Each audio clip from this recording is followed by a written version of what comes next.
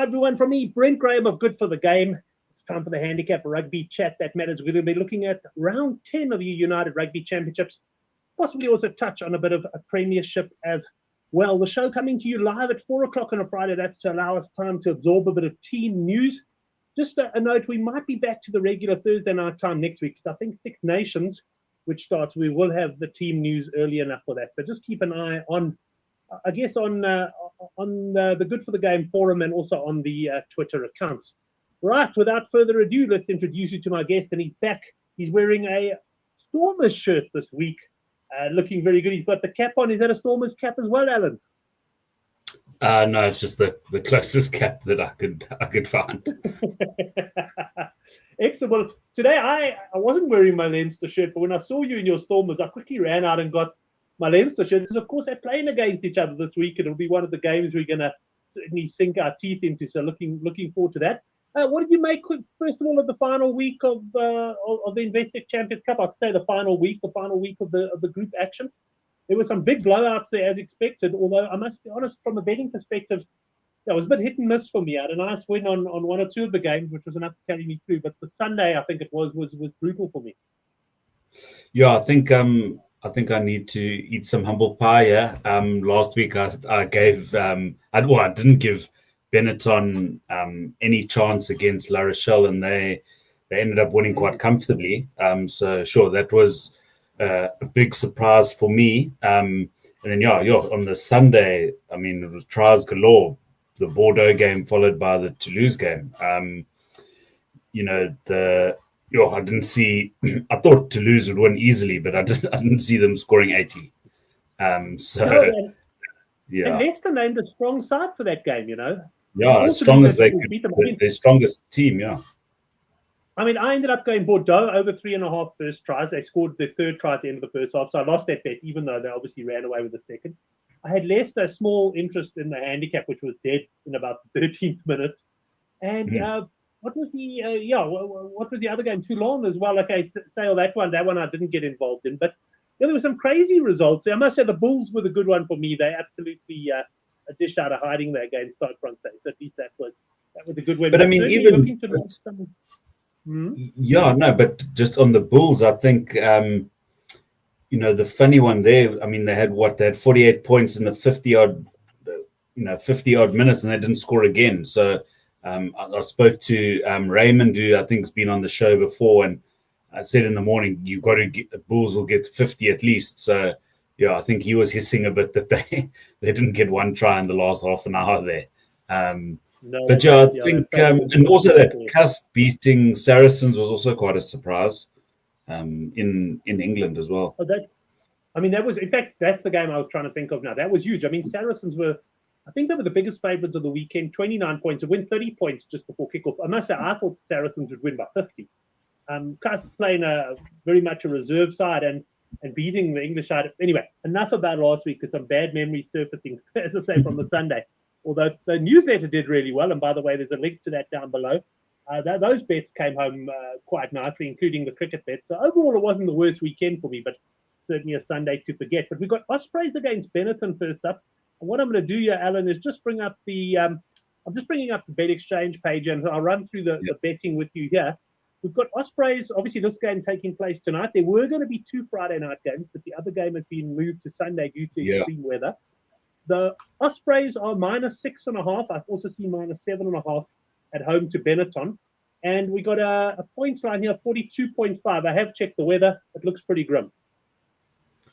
Yeah, I think, I suppose 2 things to mention as caveats for all the games this weekend is the storm that's going across Ireland and England, and then also the fact that all the sides won't have any of their Six Nations players. So all the overseas teams, overseas from South African perspective, will all be very much weakened.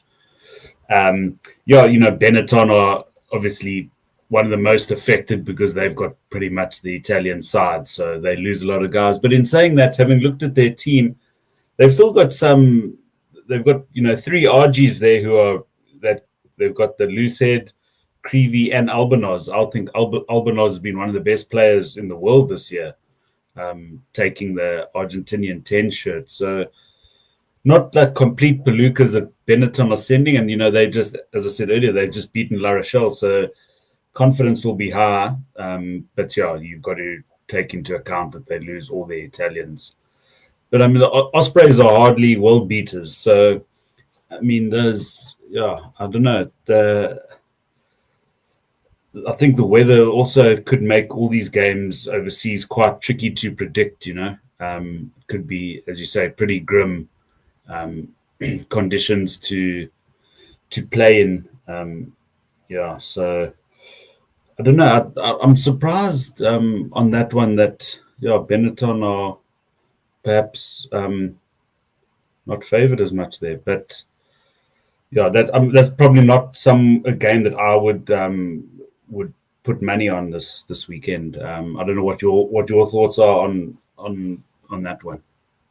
Yeah, agree with you on Benetton. Not that weak, but I think Ospreys have turned in a couple of decent performances this season, and I think I just want to point out, I put a blog up for the week 10, and right at the start of the blog, I went over Six Nations players not available, and just to your point, I mean Benetton, I think 11 players. I don't say every one of them not available for this weekend, but as part of the Italian squad, there's 11 players, and Ospreys also losing a few players, but I quite like the look of this Ospreys side.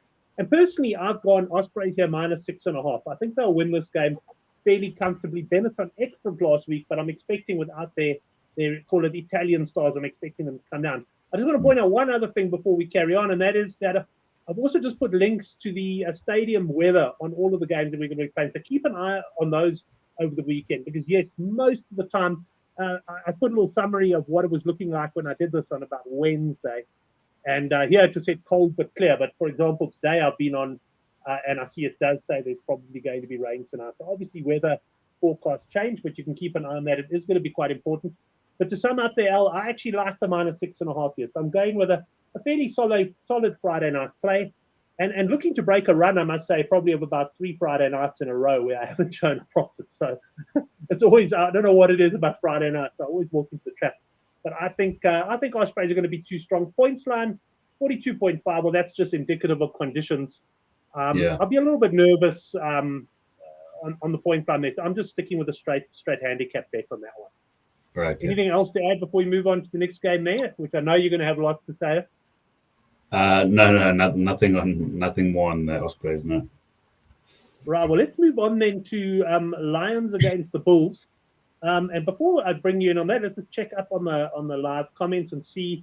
Luando says, seems like a perfect candidate. He's, of course, talking now for the Benetton game, for the 1-7 or an Ospreys 1-12. I have to agree. I think, Luando, that 1-12 is going to be a very popular bet on a weekend with rain like this. Stefan just confirming Ospreys losing 5, Benetton losing 11, and Fareed joining us as well. How's it, Fareed? You're just in time to talk Lions up against Bulls. Here we've had a handicap that's been stable all week. Lions +3.5 underdogs. And I see BetExchange are out with the points line on this one. We've got 56.5 in Johannesburg. It's a 3 o'clock, quarter to 3 kickoff. So it's going to be pretty hot tomorrow. There has been quite a bit of rain about. I'm not too sure what the forecast says for tomorrow. What do you think of the big derby, Al? My bugbear, when I looked, I knew it would be coming, but Marius van der Westhuizen's on the whistle, so it means the game will last about 3 hours because he'll be TMOing himself to death so that he can get on the screen. It could be quite a chew watching that with him on the whistle, but I think there'll be lots of points in this game. As you say, it'll be hot, so the boys will struggle, but I think it'll be quite open. Both teams are, obviously can go as strong as possible. The Bulls have picked another strong side going on from last week.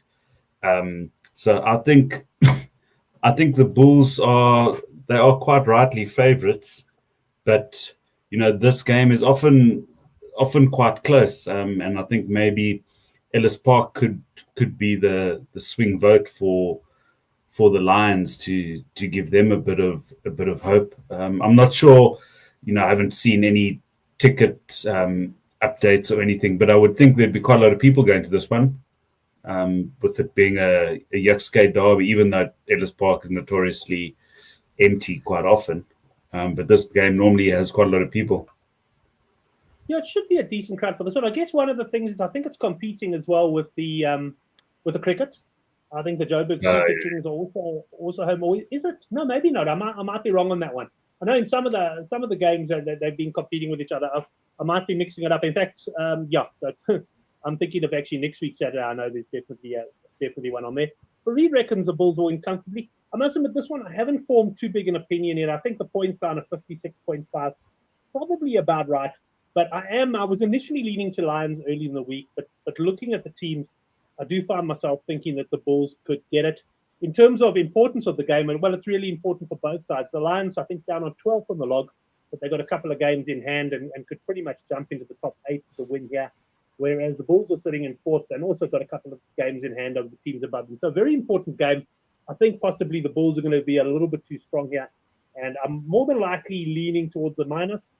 But probably will do something in the total points or the tries for this game. I'm not sure I'm going to get involved in the handicap. Takes us on to the next game then, and this one taking place in Wales. It's the Scarlets up against Edinburgh. And here we've got Scarlets plus 2.5 points. So Edinburgh are narrow favourites, and I don't have a points line on this one yet, Alan, but Edinburgh narrow favourites on the road. Yeah, they would also lose a few guys, not as many as Glasgow, but the Scarlets are doing all right, eh? Yeah, I see Edinburgh 11. Okay, that's actually quite a big, and Scarlets are losing. Well, they've got 7 players in the squad. But the Scarlets are actually, the Welsh teams have been propping up the URC log pretty much since we started this competition. But they are in 6th, I think.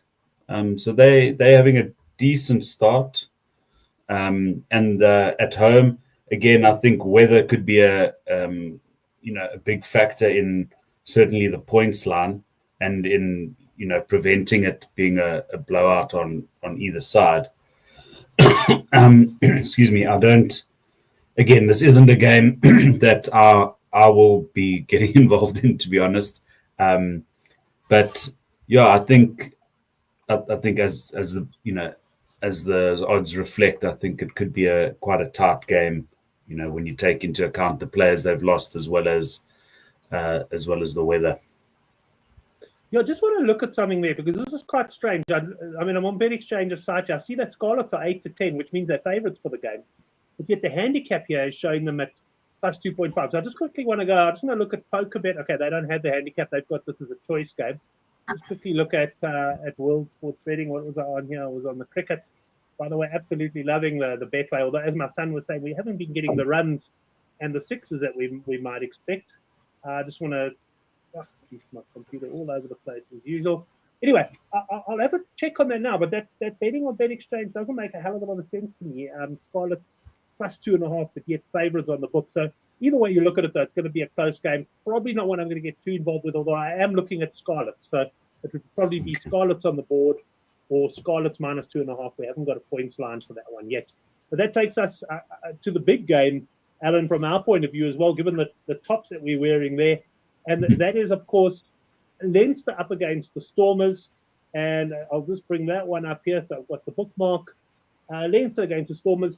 This one, there's been some handicap movement. We saw Leinster minus 14.5 early in the week.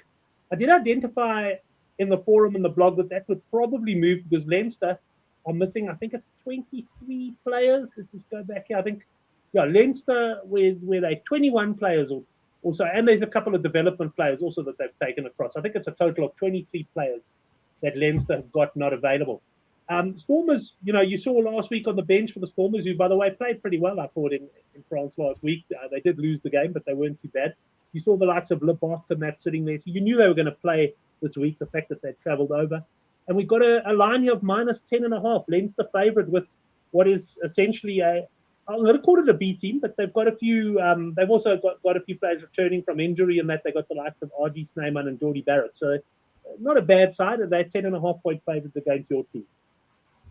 Yeah, the thing about Leinster is, they've got probably the best academy in the world, a very good pathway system. They're an incredibly process-driven team. So as much as these lighties are obviously not as experienced or as good as the guys who have left, I don't think they lose a lot in terms of cohesion, because all these players are, they play the same way. So I think it's quite a seamless step up.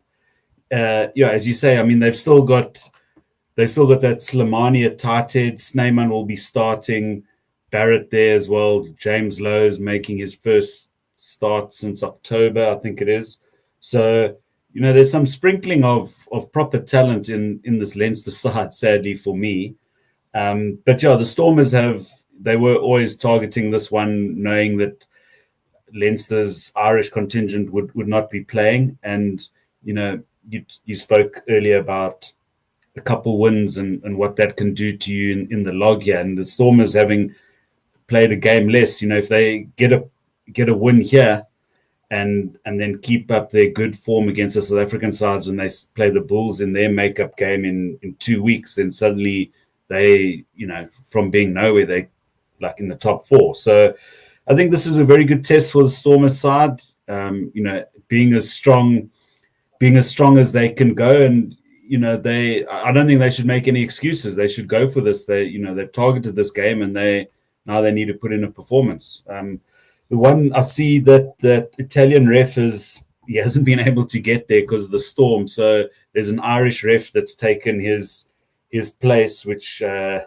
does stress me out a bit. I think the Stormers, if they can, get a lead and into the second half, I think their subs are a bit stronger than Leinster's. And against the Leinster side, that's what you've got to do. You've got to get a lead against them. If they get out to a lead, they're very well coached side, and they can sort of see a game out. So I'm really looking forward to this game. As I say, I think it's a great test for the Stormers players, and Roos coming back from injury recently, he needs to have a dominant performance. I haven't been too impressed by him since he's come back. So the boys need to put in a performance here, especially seen as though loads of them were, as you say, were sitting watching last week, so they know what to do. And they should be fresh. Teach Farid, your one comment, which I realized now I misread, caused all sorts of chaos. I was trying to refresh pages. Farid said line moved 5 to 6 points, and yes, it has moved since the start. But I read that as that the line now is 5 or 6 points, and I think Mark also read it that way, because he then came in and said it's Leinster 11. So I was scrambling around, as you probably saw, checking all the sites. I did see 12.5 actually on PokerBet there. But I'm going Stormers here, Alan. I don't know if it's good or bad. I'm wearing my Leinster shirt. I agree with Mark. I think Stormers can win this game. Last time they played Leinster, I think it was away from home. I think it was a similar time of year, if I remember correctly. I think the sides drew. So I do like the Stormers. Certainly if I get plus 12.5, I'm on the Stormers. But also going to have a direct win on them on the board. Yeah, I think the Stormers are going to do the business. They got a strong enough side. You'd like to think they should be able to take on a Leinster side that really is missing so many players. So Stormers for me. And let's head into the next game, which is Cardiff up against the Sharks. This handicap has been pretty much stable all week. Cardiff plus 8.5. So the Sharks are favoured to win this game. I don't know. The Sharks last week went 12-0 up against Bordeaux and then conceded 60-odd points without reply. What do you make of the Sharks side this week, Alan? Are they worthy favourites in Cardiff? I think a lot of that might be around how, maybe as a reflection of how poor the Welsh sides are, and then as you point out there, half their team is out as well. Sharks don't have a great record overseas. They seem to find ways to lose games, and definitely in the URC, that they shouldn't. I'm looking forward to seeing Ethan Hooker in playing 12, which is his proper position. I think he's going to be a Springbok in June, July. No problem with that. I'm impressed every time he plays. So him and that Julius are in the centres there. So I think that points to their future. But they've picked quite a few bucks in the pack.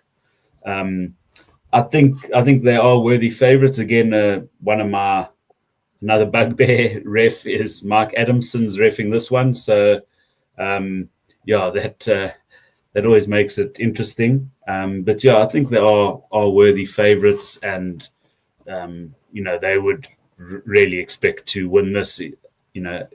Similar to, I guess, Leicester's psychology. Sorry, getting pumped last week, there has to be a reaction, surely, and perhaps this is one that they can get back on the horse on.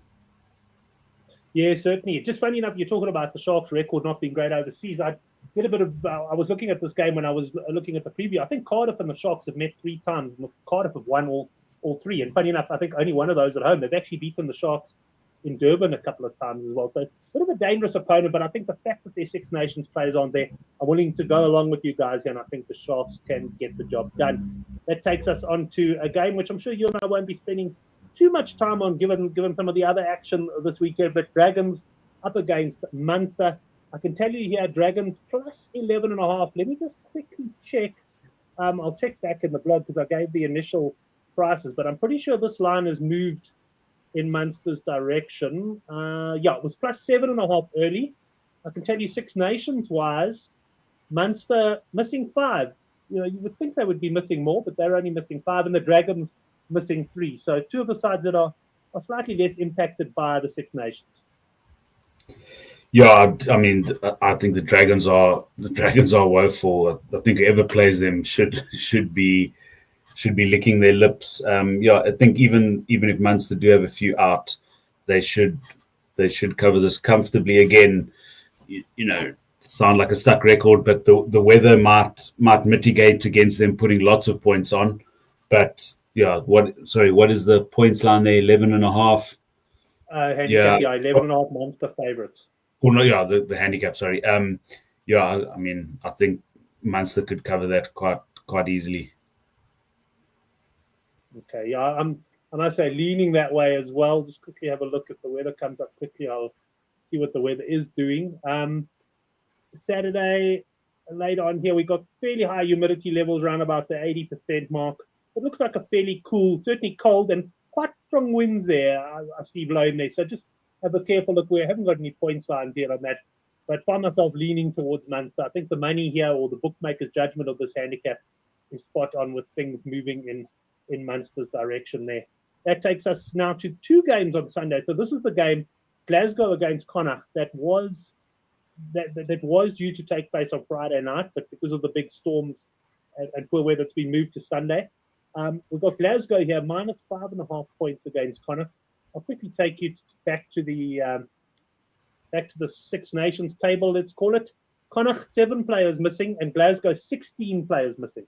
So that's a lot of players out for Glasgow. Yeah, they. I think it also shows how much their rugby has come on, that they contribute so many guys to the Scottish team. I think they are a proper team, although they were disappointing last week against Quins in a really high stakes game. This is another one. With so many players out, it's probably not one that I'll be investing my time in. I think I'll watch the Sale Bath game, which is on at a similar time on Sunday afternoon. So I'm afraid I can't add too much value to that game. No problem. Let's move on to the final game. I am going to touch on. I am going to just bring all the English Premiership fixtures up. We can quickly talk through those. I know you follow the Premiership closely there. Ulster against Zebra. This is the final game of the weekend. We've got a handicap here, minus 21.5. Ulster. This has been fairly stable all through the week. I'll quickly go and check our Six Nations. Yeah, Ulster only missing 4 players, and Zebra missing 9 players. So, I mean, yes, Benetton formed the bulk of the Italian squad, but Zebra missing quite a few as well. And on that basis, Alan, I'd have to say totally understandable why we're getting a monster handicap here on Ulster. Yeah, I think that's it. That Ulster don't lose too many, whilst Zebra, lose a number of players that they probably can't afford to in the first place. Ulster were very good especially in the second half against my boys Exeter last week. So they'll be on a high, and these Italian teams tend to struggle away from home as well. So that's quite a big handicap, but I would think Ulster could do it there. That's perhaps probably quite good value this weekend out of the URC games in the handicap line. Yeah, for readers, I think he's saying almost exactly what you say, Adam. He's saying Ulster could win really big, but geez, hold on, it's already a very big handicap. It's a little bit dangerous there. I'll have a look at the points line and that when I do that. And just to mention, in the blog, I'll be posting at least one bet on each game. And obviously, as usual, we've covered all the South African games in their own preview on Good for Game, or links to all the necessary forums and all the rest of it down below. The one, though, you're leading us nicely into the next section here where you say Queensbury Northampton should be an easy overs game. So let's go and have a look. I'm going to stick with BetX here. I like the way they're the same as a lot of others, but I quite like their layout for the rugby. And let's go and have a look. We've covered all the URC games. Let's go to the Premiership. And let's talk through. Let's start. Harlequins up against Saints. We've got a points line. This game taking place tonight at 10:15, 56.5, and we've got a handicap of -7.5 points here. So Quinn's favourite now. Luando reckons it'll be overs. I can tell you a mate of mine in the UK says it's been cold there, but the weather hasn't been quite like it has been in Ireland and that. So overs could be the play here. Yeah, two sides who like to attack there. Both got very dangerous backlines. I think Saints lose quite a few key players in their backs, though. Finn Smith is obviously quite key for them. Mitchell too. So Quinn's at home. The thing is, Northampton, they're defending champions, but they've struggled in the Premiership this year. They're sitting in eighth place. So just in my notes here, I had Quinn's to get the win here. I think the 1-12 on Quinn's could be a good value here. Quinn to 12 on Quinns, you're probably looking around about the 15, 16 to 10 mark on that bet. Gloucester up against the Leicester Tigers. We've got Gloucester, the home team, -4.5 point favourite. This game taking place tomorrow. Yeah, this one, as I mentioned earlier, I think Leicester are going to need a response to that 80-point thumping. They don't lose too many players. Really, they've still got quite a strong side. Hanra Liebenberg's back for them. Their South African captain. He's been injured for a while. Pollard's still there. And interestingly, that Adam Radwan, who was at the Falcons at Newcastle, I see he's moved to Leicester this week, and he goes straight into the starting side. So I made a little note that they could be worth putting some cash on Radwan in a better team to be one of the try scorers there for Leicester. Right. Have a look at the try scorer markets on that one. Also interested to see what the total points will be. I mean, if you're pushing you on the cap there, what do you think? Do you think? Gloucester are favourites here, -4.5. Do you think Leicester can maybe be worth backing on the board there at 17 to 10? I think so. Yeah. As I say, they'll be revved up after last weekend. They both, I think, Leicester are 4th and Gloucester are 5th, 2 points behind each other on the log. So it's quite a crucial game there for log positions. But yeah, I think Leicester can right the wrongs from last week. So I would lean on them for sure in this game. Well, now I'm going to your team, the Exeter Chiefs. -3.5 points. They're favourites here against Saracens. Saracens, I would imagine, missing a lot more players than the Chiefs. But what do you think of this one? I mean, Chiefs favourites. Yeah, they've got a few injuries back. Scott Seo's back. Stu Townsend, their 9 is back. So I think their loose forward trio is also the best it can be with Roots, Vermeulen, and Fisselau. I really like that combination. And they're playing against a lot of sort of academy guys from Saracens. Saracens starting 10, that Fergus Burke's on the bench, so they're playing a lighty at 10. So I think bizarrely, Exeter have been terrible. I write quite a niche blog on Exeter, and every week it goes from bad to worse pretty much. But only the players' moms read the blog, I believe. and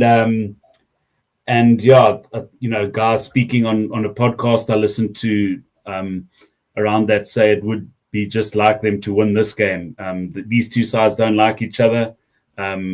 In the past, they've had a lot of semis and finals against each other, and Exeter still feel that with Saracens breaking the salary cap, that they lost out on a few titles there. So these sides don't like each other, and Exeter at home, hopefully they can make Sandy Park a fortress again. But they're well adrift of 8th place for Champions Cup position next year. So they need to win pretty much every game from now till the end of the season. But I am quietly confident in this one, just with the side they've picked. And if these guys can't beat the Saracens Academy team, then there could be real questions getting asked at the top. I know the director of rugby is under pressure and the head coach. So they really need a win here.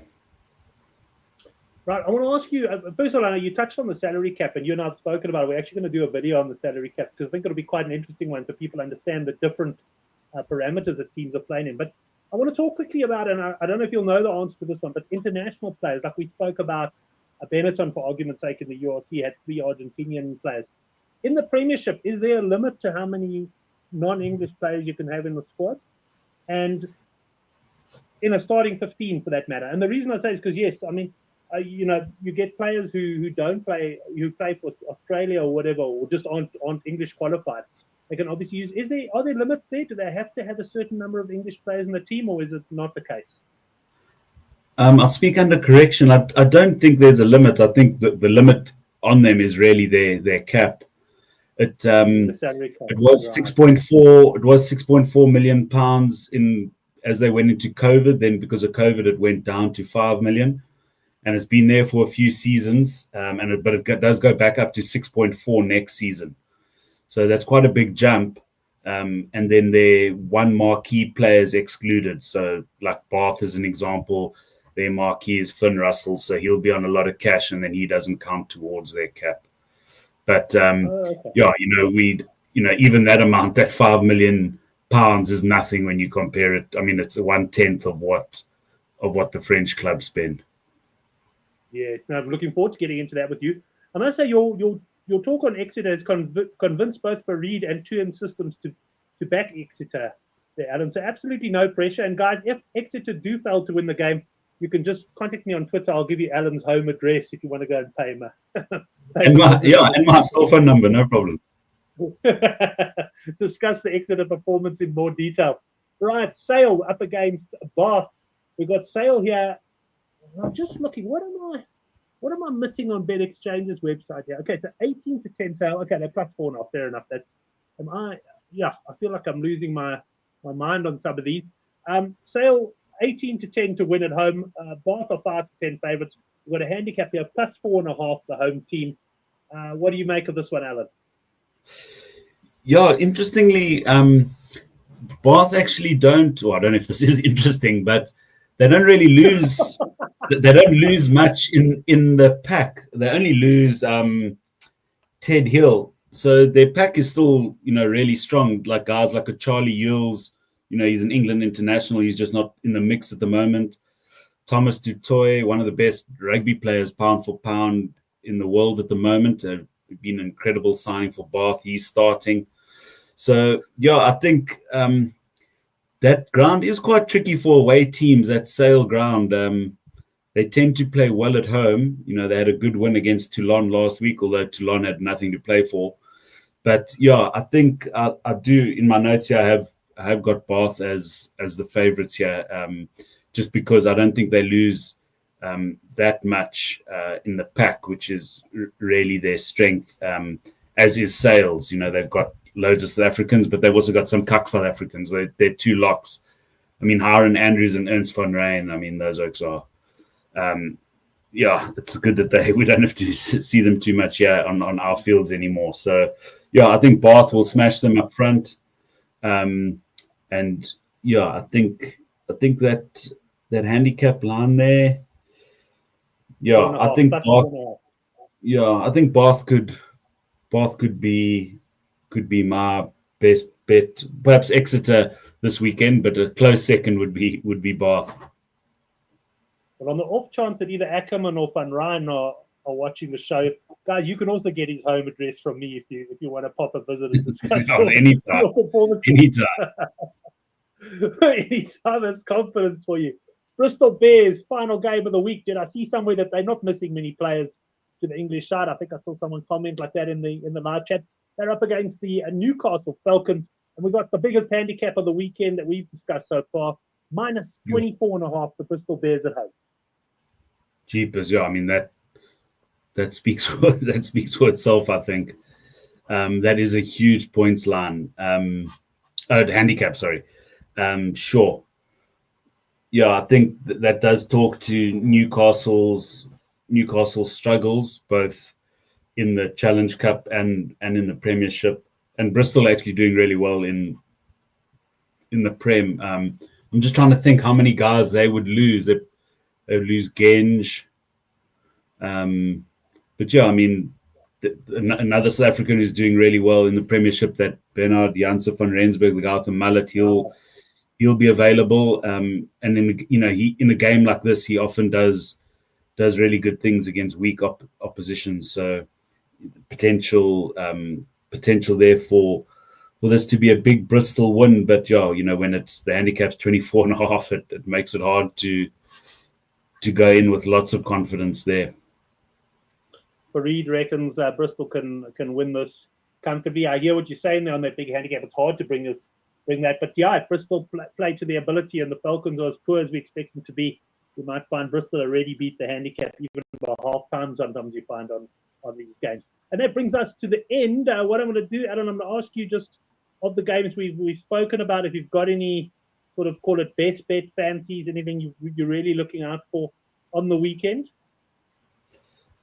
Yeah, I think I'll just be biased and go for my two favorite teams, the Stormers and Exeter. I think they are two games that I'll be watching with keen interest. And yeah, I think both of them can hopefully make me some money as well this weekend. So, well, my best bets will be going out probably on Saturday morning once I've had a time to see a few more points lines than that. That will be going out. I can see, funny enough, we didn't have a point line on Gloucester Leicester earlier, and I see it's gone up now on Bet Exchange's website. So they're literally pricing up on some of these games as we speak. So my best bet will be out. There's a link down below.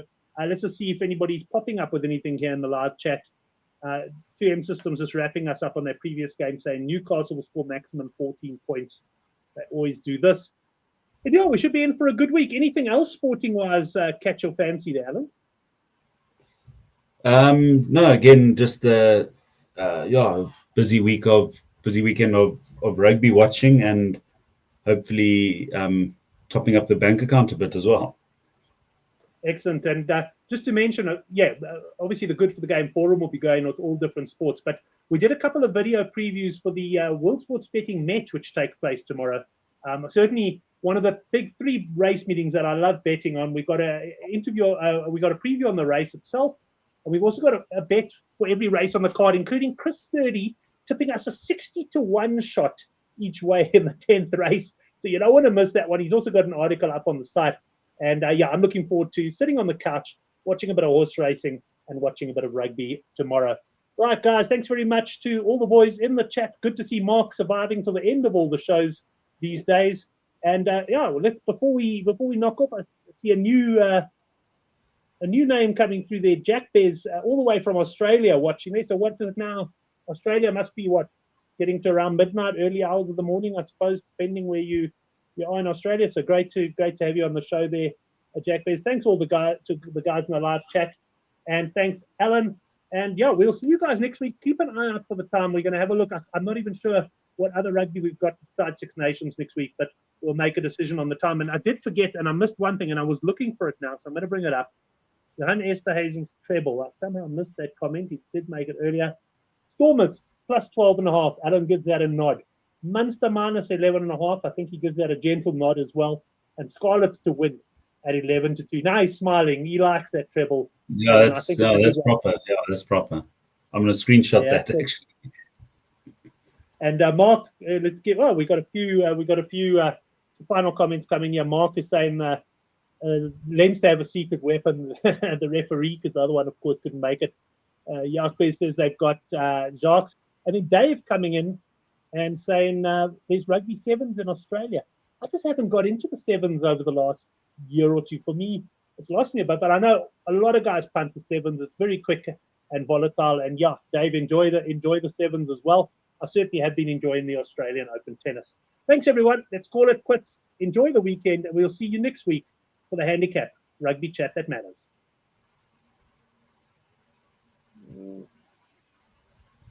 And I'll just keep talking, even though I haven't ended the stream yet because my computer is a bit slow. My wife